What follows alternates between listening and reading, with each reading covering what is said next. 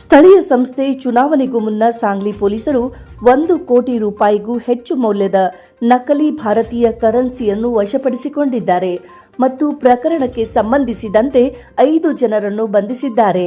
ಆರೋಪಿಗಳು ಯೂಟ್ಯೂಬ್ ವಿಡಿಯೋಗಳನ್ನು ನೋಡುವ ಮೂಲಕ ನಕಲಿ ಕರೆನ್ಸಿ ನೋಟುಗಳನ್ನು ಮಾಡಲು ಕಲಿತಿದ್ದಾರೆ ಎಂದು ತಿಳಿದುಬಂದಿದೆ. ಈ ಪ್ರಕರಣಕ್ಕೆ ಸಂಬಂಧಪಟ್ಟಂತೆ ಮೊದಲ ಬಂಧನವನ್ನು ಬುಧವಾರ ನಡೆಸಲಾಯಿತು. ಇದರಲ್ಲಿ ಪೊಲೀಸರು ಮಿರಜ್ನ ಕೊಲ್ಹಾಪುರ ಸೇತುವೆ ಕೆಳಗೆ ನೀಲ್ಜಾಜಿ ಬಾಮಾನಿ ರಸ್ತೆಯಲ್ಲಿ ಬಲೆ ಬೀಸಿ ಕೊಲ್ಹಾಪುರ ಜಿಲ್ಲೆಯ ಗಡಿಂಗ್ಲಜ್ನ 22 ವರ್ಷದ ಸುಪ್ರೀತ್ ಕಡಪ್ಪ ದೇಸಾಯಿ ಅವರನ್ನು ಬಂಧಿಸಿದರು.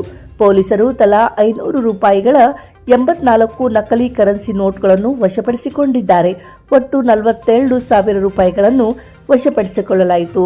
ಕೊಲ್ಹಾಪುರ ಜಿಲ್ಲೆಯ ಕಸಬಾ ಬವಾಡಾದ ಇಬ್ರಾರ್ ಆದಮ್ ಇನಾಮ್ದಾರ್ 44 ವರ್ಷ ವಯಸ್ಸು ಮತ್ತು ಕೊಲ್ಹಾಪುರದ ರಾಜಾರಾಂಪುರಿಯ ನರೇಂದ್ರ ಜಗನ್ನಾಥ್ ಶಿಂದೆ 40 ವಯಸ್ಸು ಇವರನ್ನು ಗುರುವಾರ ಕೊಲ್ಹಾಪುರದಿಂದ ಬಂಧಿಸಲಾಯಿತು.